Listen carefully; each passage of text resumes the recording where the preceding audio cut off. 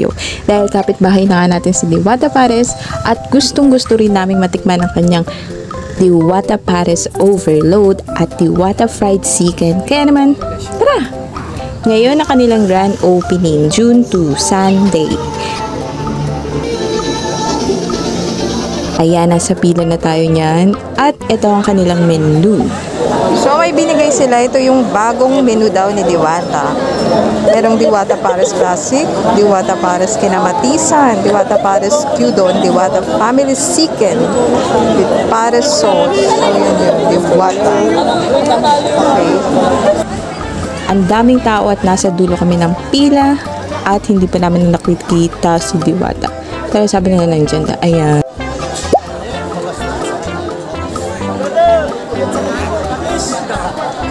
Ayan, order na.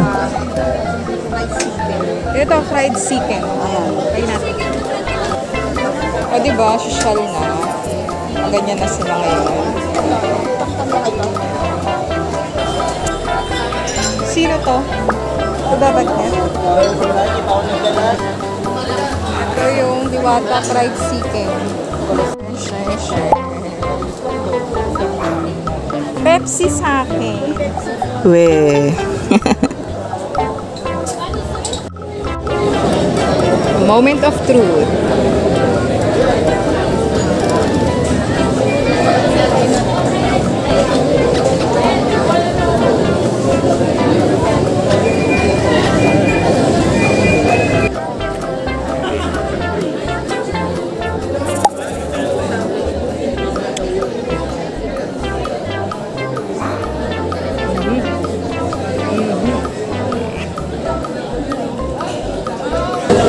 Ito naman yung Diwata Fried Chicken.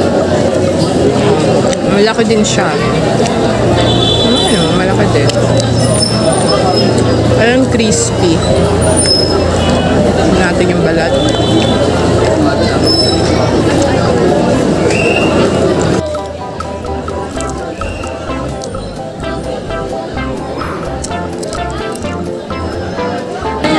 Kurutin natin yung laman.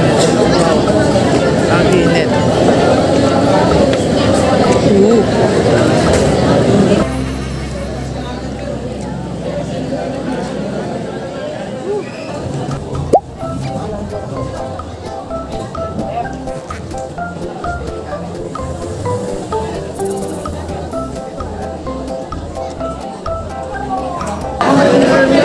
Live tayo dito sa Diwata Pares.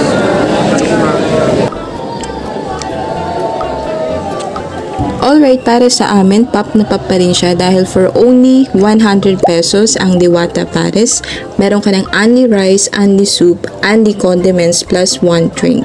While sa Diwata Fried Chicken naman, ay meron ka ng only rice, only soup, only condiments plus 1 drink. O, diba?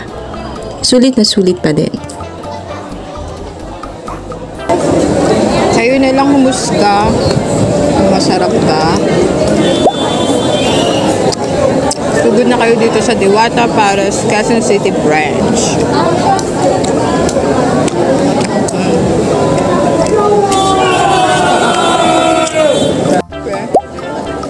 Pepsi. Time check, 6:10 p.m. Madami pa rin pila kahit umuulan-ulan na.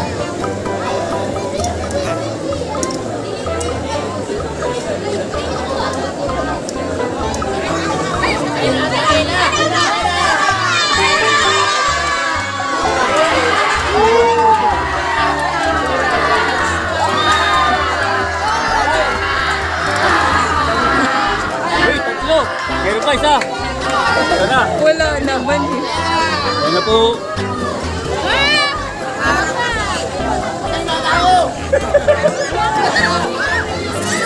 Ayun, yung kasunod. May kasunod pa, dalawa. Mamaya ito. Ito, katabanda. Natingan na. Iwanan na, ayun si Diwata. So, ayun lang po. Bye-bye.